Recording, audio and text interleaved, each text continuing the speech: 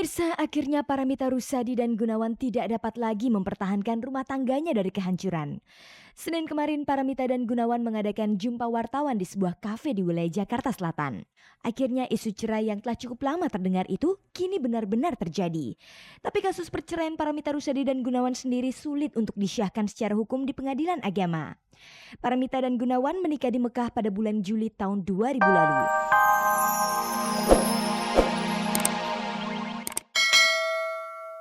Cek dan dicek juga menemui pasangan Farouk Afero dan istrinya Uke Oktarina yang malam itu tampil mesra. Padahal beberapa bulan lalu Uke Oktarina menggugat cerai Farouk Afero. Bahkan gugatan Uke itu sudah disidangkan di Pengadilan Agama Jakarta Selatan lewat sidang sebanyak 10 kali. Saat hadir di Pengadilan Agama itu, Uke sempat menjadi perhatian wartawan infotainment yang secara kebetulan tengah berada di Pengadilan Agama itu. Tapi ketika itu Uke menghindar dengan menutupi wajahnya dengan kipas yang dipegangnya. Tampaknya kini badai telah berlalu dalam kehidupan rumah tangga Uke dan Farouk Afero. Dalam persidangan terakhir 7 Maret lalu, mereka memutuskan untuk kembali rujuk. Dari pihak Farouk sendiri sebetulnya mungkin memang tidak menginginkan. Jadi ada semacam kesepakatan bersama untuk memperbaiki, dalam ini baik saya maupun Pak Farouk, untuk memperbaiki, dan banyak juga pihak ketiga yang ikut campur untuk menyelesaikan masalah ini yang akhirnya saya berpikir ya kita rumah tangga sudah 32 tahun, apa salahnya kita berbaik. Pak Farouk pasti mencintai saya. Kayak sekarang kita lebih mesra, apalagi di depan anak mana tahan. Kita ambil hikmahnya. Ya, kalau sudah menggunakan kata hikmah itu luas sekali, nggak bisa diperinci. Ya. Hikmahnya mungkin sekarang kita harus lebih banyak komunikasi, karena mungkin selama ini komunikasi kita kurang.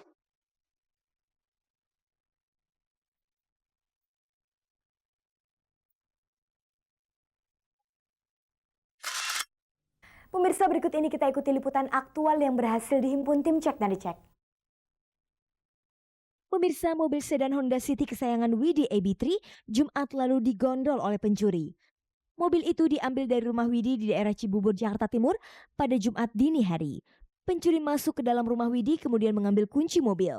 Setelah itu dengan mudahnya sang pencuri membawa pergi mobil dengan nomor plat AB3WD itu. Peristiwa itu tentu saja membuat Widi kesal. Pasalnya mobil berwarna silver itu dibeli dengan hasil keringat menyanyinya bersama AB3.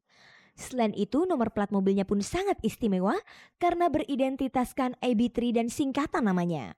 Mobil ini tuh kayak punya sejarah gitu, jadinya saya berkeinginan gitu nggak akan jual mobil ini gitu, ibaratnya kalau ada rezeki gitu ya, nanti ya udah mobil ini disimpan gitu, nanti misalnya kalau bisa beli mobil ya beli mobil lagi gitu. Itu benar-benar berfungsi seutuhnya sebagai apa ya, kendaraan untuk nganterin aku kemana-mana gitu. Jadi benar-benar barang yang emang udah deket banget sama kehidupan kita sehari-hari, benar-benar dipakai gitu ya, dan benar-benar punya nilai sejarah gitu loh. Jadi aku bahkan udah nganggap barang ini udah kayak punya nyawa, udah punya jiwa, dia kayak temen aku sendiri gitu. Lalu bagaimana peristiwa pencurian itu terjadi? Pokoknya itu dari antara jam 3 sampai setengah 4 pagi ya, dini hari. Jadi kayaknya yang masuk itu 4 sampai 5 orang gitu. Jadi yang diambil tuh mobilku aja. Alhamdulillahnya dia nggak ngambil apa-apa gitu. Tapi mereka masuk ke rumah kan. Jadi masuk ke rumah terus ambil kunci mobilnya. Ya udah dia tinggal pergi sama mobilnya gitu. Dan bagaimana pula ceritanya sang pencuri dengan mudahnya mendapatkan kunci mobil Widi tersebut? Jadi untungnya kunci memang aku taruh di luar, walaupun memang kadang-kadang kita suka amanin ke dalam kamar gitu loh. Cuman memang kalau nggak dilaci ya pokoknya di bawah aja, di ruang tamu aja. Menurut informasi yang diperoleh Widi, memang sejak beberapa hari yang lalu ada orang yang dirasakan memata-matai rumah Widi. Di rumahku tuh ada warung ya. Jadi emang, dan ini baru gitu loh. Jadi kita curiga mungkin gara-gara dibuka ada warung kecil sih. Cuman kan ya lumayan lah banyak yang datang gitu, dan kita kan nggak bisa awasin, kita nggak bisa tahu, nggak bisa nebak niat orang itu mau bener-bener beli atau dia mau istilahnya ngegambar ya, ngeliat-liat keadaan itu gitu. Jadi memang orang yang di rumahku yang nungguin warung pada saat itu emang sempet ada orang nanya gitu, tapi nggak beli gitu, tapi kesannya mau beli gitu. Terus dia pakai helm nggak dibuka gitu helmnya. Pokoknya ada tanda-tanda bahwa emang kita tuh diintai gitu loh. Apakah Widi sudah melaporkan kasus itu ke pihak kepolisian? Pada saat itu kan nomor darurat itu penting banget. Satu, kita waktu itu nggak bener-bener nggak provided sama nomor-nomor itu gitu loh. Tapi akhirnya kita nyari di buku ada. Itu pun pas kita udah dapat nomornya nggak bisa dihubungi. Jadi nggak diangkat-angkat. Beberapa nomor darurat itu tuh nggak diangkat-angkat. Terus telepon ke nyari polsek di setempat pun itu juga perlu nelfon ke beberapa tempat dulu baru dapat itu gitu loh. Dan itu pun pas telepon ke situ pun masih ya pokoknya agak lambat ya jalannya gitu. Jadi ya akan lebih baik lagi ya kalau pada saat itu semua siaga gitu. Memang kalau emang tertulis atau memang mengklaim bahwa pihak pengamanan ini ada 24 jam ya benar-benar 24 jam gitu loh.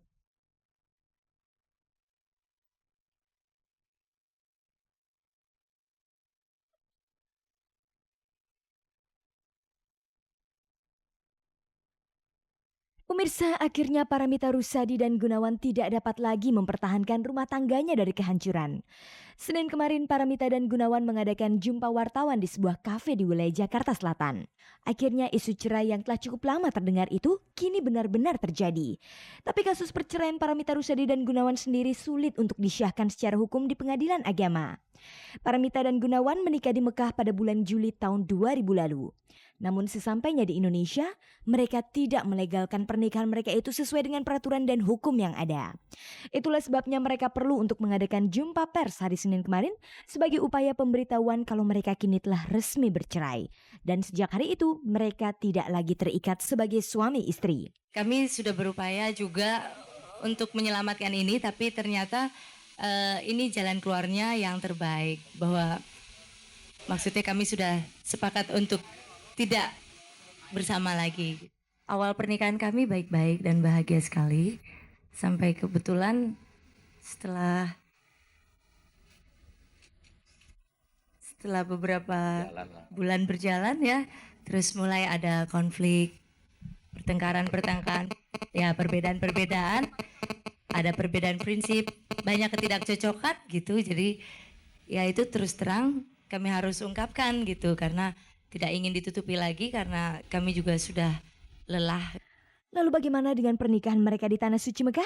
Tidakkah mereka memiliki beban akan hal itu? Di sini pun bisa kita kaitkan dengan Tanah Suci ya. Masalahnya ini masalah manusianya gitu. Tidak ada kerelaan untuk melakukan ini semua sebetulnya. Tapi dari pihak keluarga atau rekan-rekan wartawan juga mungkin ada yang menyesalkan ya. Saya yakin begitu. Masalah soal Tanah Suci itu memang sudah menjadi konflik batin kami berdua selama ini. Jadi itulah yang paling berat yang kami hadapi. Jadi bukan berarti itu bukan jadi satu pola pemikiran juga gitu. Karena justru karena kita menikah di sana itu berat sekali kita menjalaninya. Menyinggung tentang perceraian mereka yang tidak dapat disyahkan secara hukum, mengapa setelah menikah mereka tidak langsung mendaftarkan pernikahannya ke KUA? Emang ini salah satu kesalahan saya, kesalahan besar ya, karena waktu itu saya dalam kontrak yang banyak yang harus saya kejar tayang, yang harus saya selesaikan. Sehingga saya benar-benar lupa, benar-benar hilaf.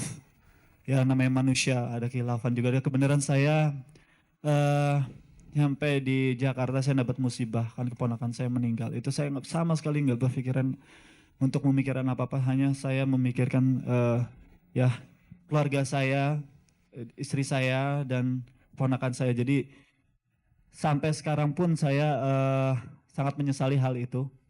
Seperti yang dibicarakan orang selama ini, benarkah penyebab ketidakharmonisan rumah tangga mereka karena tidak punya anak dan rumah? Jauh sekali hubungannya dengan itu gitu. Jadi kalau masalah anak, rumah atau persoalan-persoalan yang buat saya sangat dangkal gitu kalau hanya itu persoalannya. Tapi persoalan masalah ketidakcocokan itu sulit gitu untuk berjalan bersama. Mungkin kita sekarang sedang belajar dan kita tidak tahu apa yang akan terjadi besok gitu. Mungkin gak jadi, atau mungkin juga kita pisah, atau mungkin juga nanti dipertemukan lagi, nggak tahu. Bagaimanakah perasaan mereka menghadapi perceraian itu?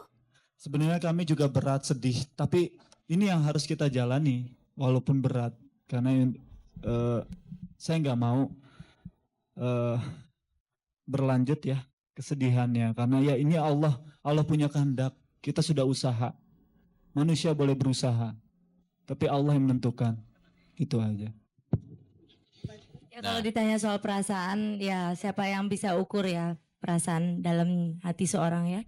Jadi saya rasa waktu berangkat ke sini saya berdua sama Gunawan itu nervousnya setengah mati karena ingin mengungkapkan sesuatu yang, tapi apa ya, ini juga merupakan satu kelegaan bagi kami berdua karena kami menjalaninya juga berat sekali. Hidup berpisah gitu sementara masih dengan status pernikahan. Ini lebih baik gitu.